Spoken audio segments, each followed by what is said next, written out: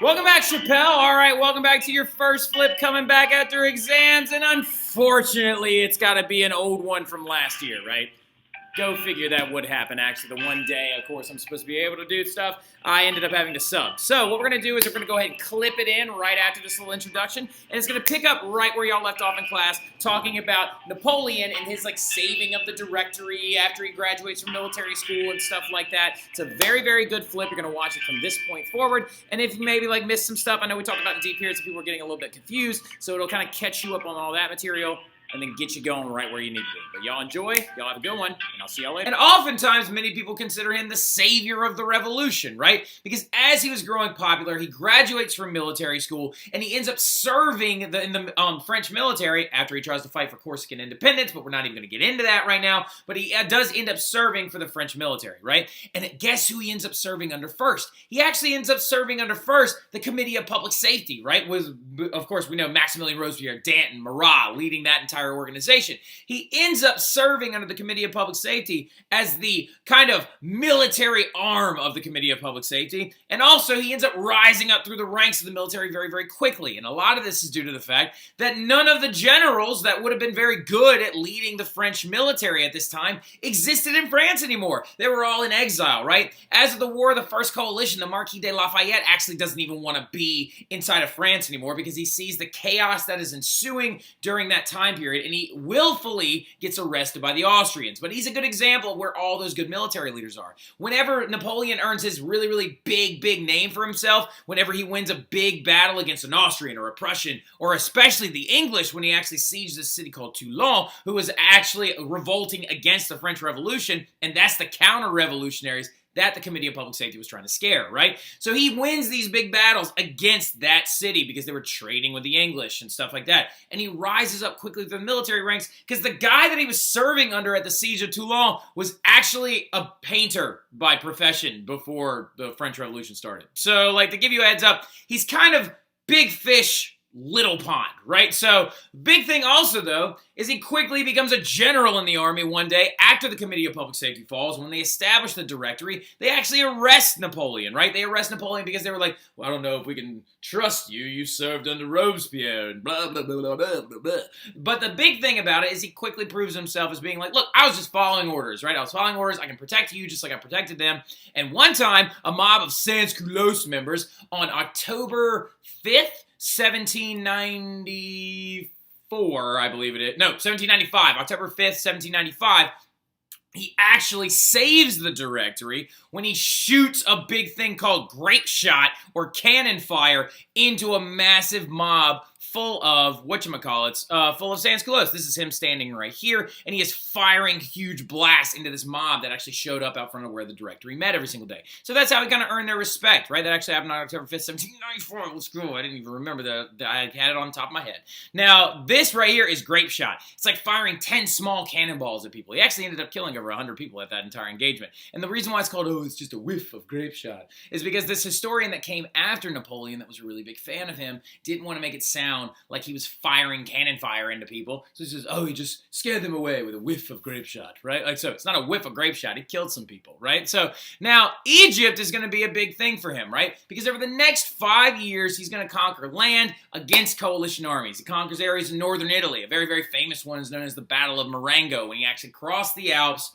We'll get into that here in a minute. But he actually crossed the Alps, and he's actually going to go into Italy and take it over away from the Austrians. He's going to push them out, right? He's actually going to win some battles against Prussians as well. But over the next 5 years, he's earning this rep, right? He's earning this rep, and this is still in the later phases of the War of the First Coalition, right? And then the War of the Second Coalition begins to show up, and the directory asks Napoleon, where do you want to go conquer? What's your ideas for trying to destroy these coalition forces? Well, Napoleon's big thing was he was like, you got to beat Britain.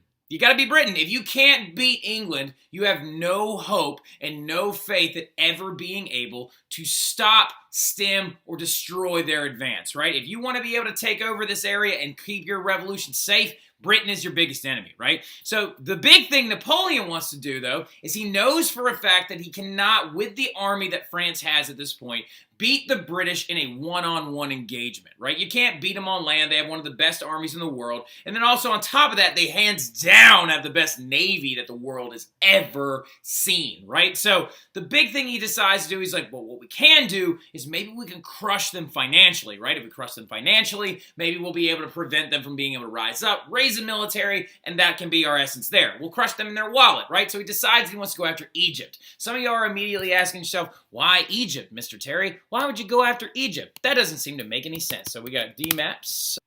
Okay, so now that we have this map up, you have to understand what Napoleon's motivation was, right? Why do we want to go ahead and attack? How are we going to crush Britain by invading Egypt? That doesn't make any sense. Well, the thing about it is because Great Britain pretty much owned Egypt. They colonized this area so they could actually use it to get to their most money-making colony, India, right? They colonized Egypt so they could bring their boats all the way through the Mediterranean, dock here, get on through the Red Sea, and then hop on over to India. It would be a much more efficient trip. So Napoleon decides to invade Egypt. If you can take Egypt away, you're going to force Great Britain to have to go all the way around Africa or take this route through the Saharan Desert, basically crushing their trade routes, right? Well, the thing about it is he does actually end up winning some of these earliest engagements, right? Like, that's why it was actually referenced in that Red Bull commercial as actually going after and winning some things in Egypt, and he has a Sphinx in the back. There's also a very, very common image that you can actually see.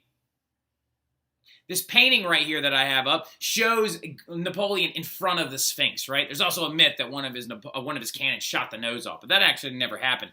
So the Egyptian campaign had massive victories for Napoleon. However, he was eventually defeated by the very, very strong British Navy. And the reason why he was eventually defeated is because this is a guy right here, Admiral Horatio Nelson, who looks like this. He's never going to be able to beat in battle, right? We're going to talk more about Admiral Horatio Nelson in class, all right? But Admiral Nelson is the man that Napoleon could just never find a way to beat in battle, right? And at the Battle of the Nile, he will be crushed by Nelson's navy, and Napoleon puts his head down and decides to flee back to France, right? But when he was forced to abandon his army, he returned to France as a hero? Question mark, right? So, like, yeah, he actually returned to France, and everybody was like, yeah, Napoleon, we love you. You're kicking butt in Egypt right now. And he was like, I just lost. But remember, information doesn't travel as fast in the late 1790s as one might think, right? So, but also due to the fact that he did have some of those early victories at this one battle in particular called the Battle of the Pyramids, right? Now, really quick right here, though, also something that Napoleon is very well known for, his armies also discovered this thing. It's called the Rosetta Stone, right? And the Rosetta Stone gives us the ability to translate ancient Egyptian hieroglyphics, right? Because the same exact passage is written in 3 different languages, right? It's written in ancient Egyptian hieroglyphics right here. It's written in simplified Egyptian, and then it's written in Greek below it, right? So that way, that was actually created during the Hellenistic Empire, right? To be able to give you the ability to translate. That's why the language learning software is actually called Rosetta Stone, right? So, but that's the guy right there that Napoleon will never beat in battle, not even once. He represents the British Navy, and he represents the ferocity of said Navy, right?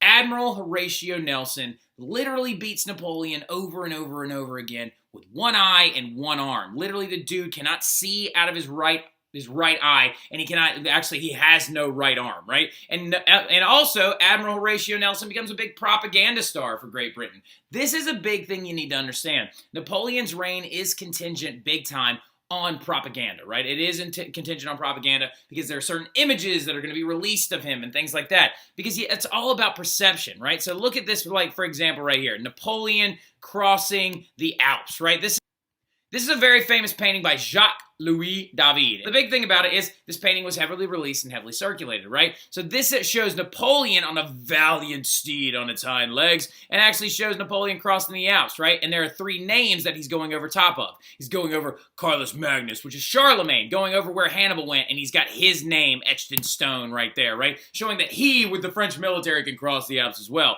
Even though, ironically enough, when he did cross the Alps, it actually probably looked something much more like this down here. He actually would have looked much more of him on a mule, and it would have been really sad, and it would have been really cold. But that's a big thing about this whole propaganda idea, right? Napoleon's releasing images of himself, showing his valiance. And that's another reason why when he returns from Egypt, he's being proclaimed as a hero, right? Because they're like, oh, Napoleon, our fearless leader, we love you, blah, blah, blah, blah, blah. And also, really interesting fact, too, the big thing about that, the image of him actually up on top of the horse, like with it bucked back, is that also a heavy image that was used by Alexander the Great, especially even on the sarcophagus, right? So I'll actually show you that in class if anybody actually wants to see it. Now, in 1799, though, when he returned to power, when he actually returned to France, being hailed as that hero, you got to understand, Napoleon's very popular, so he decides to seize on that popularity, and he launches what's known as a coup d'etat, right? A coup d'etat is a sudden seizure or an overthrow of a government, usually with a military branch behind you, right? So, and what he does is he overthrows the super weak directory, right? Remember we talked about that in class? The directory is 5 guys that basically act like a presidency, and they're very, very weak and very, very ineffective. They were kind of a Band-Aid solution, where Napoleon, the coup d'etat, rips that Band-Aid off, and he installed himself as the leader of France now, right? Because everyone loves him, and everybody thought he was so cool, and he was winning these battles, and nobody needs to know that Admiral Horatio Nelson beat you literally not with one arm tied behind his back, but just with one stub and one eye and smack. Now, so the big thing to understand, though, is that when he does create this new government after he overthrows the directory in 1799, it's called the November coup d'etat, he actually quickly makes himself this thing called the first consul, because he actually creates a new executive branch called the consulate, which is him and 2 other of his allies. But when he creates this new constitution,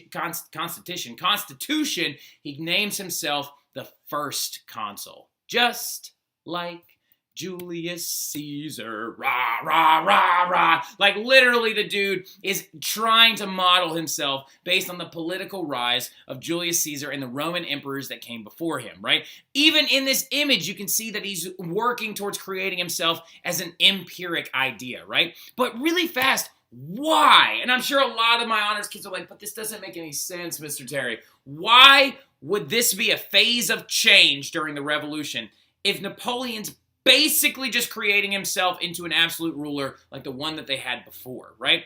Well, despite overthrowing the King Louis XVI in 1792 and his subsequent death in January of 1793, the people of France now support Napoleon as becoming a new absolute leader. Why would they do this? This doesn't make any sense. You have to understand it's because they would rather have peace and order than bloodshed and uncertainty, right? They want a Machiavellian leader. They don't want 5-man executive branches that aren't getting anything done, right? So, and also because Napoleon is stirring the cauldron right now of nationalism. He is making French people happy to be French because he's out there winning wars in the name of France, post-revolution France, right?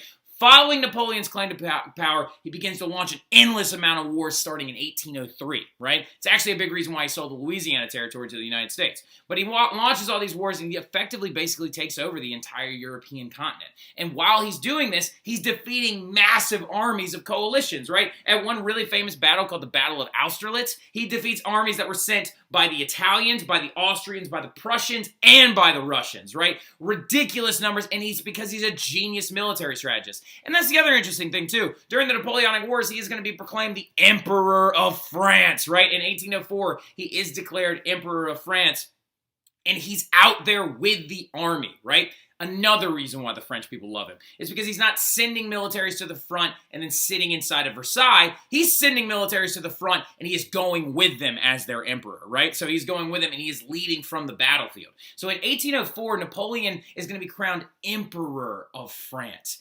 And interestingly enough, he has a vote. He actually allows the French people to vote on this. And they unanimously they had like some like ridiculous percentage, like 99% of the French people voted to make him a hereditary emperor. So his sons would become the emperor after him, right? And apparently at the entire ceremony, he ripped the crown out of the Pope's hands and actually didn't even place it on his own head. He turns around and goes to place it on Josephine's because when he walked inside of the Catholic Church, he actually, in Notre Dame, to be crowned the Emperor of France, guess what he was wearing? He He was wearing a laurel wreath, just like Caesar would have worn, right? And so you're not going to put a crown on top of a laurel wreath. That would look ridiculous, right? So he actually was wearing a laurel wreath crown, and the Pope was about to put the crown on his head. But to show his power over the Pope and the Catholic Church, he rips the crown out of his hands, turns around, and he places it on Josephine's head instead. If you actually look really, really closely right here, there's Napoleon, the crown's in his hands, and there's Josephine. And the disgruntled Pope is sitting down on the bench behind him, right? So it's And just so you know, we'll also talk a little bit more about Josephine in class as well. We'll talk about how his subsequent divorce was really screwed up and kind of an emblematic thing about his views on women and things like that. But something you really need to know from this flip, so we don't run out of too much time. I know I have to keep this thing under 20 minutes. Got it. So the big thing about it, though, is you could consider Napoleon both progressive and not so much, right? You could consider him revolutionary and anti-revolutionary, right? You could make arguments that Napoleon was good for history or that he was bad for history, right? First of all, he builds the largest empire since Rome, which could be something that could be considered revolutionary, especially in the eyes of the French, right? But then he also brings back slavery in the colonies. We'll talk more about that later, but that's showing his offensive behavior towards other people, especially minority communities, right? He sets up a fair tax code that will actually be the direct result of the French Revolution. But then he leads wars that lead to the death of over 1 million people. Then he hires government officials based on merit, not who they are or who their dad is or who their cousins are, right? It's a merit-based system where your hard work shows that you should be promoted. But then every time he takes over a country, he puts one of his brothers or one of his cousins in charge of that country, showing leadership favoritism to his family. So he also creates the first public schools. These communally government-funded public schools called lycees, right? And that is actually going to be a huge mark of his progressive politics because they're funded by the government.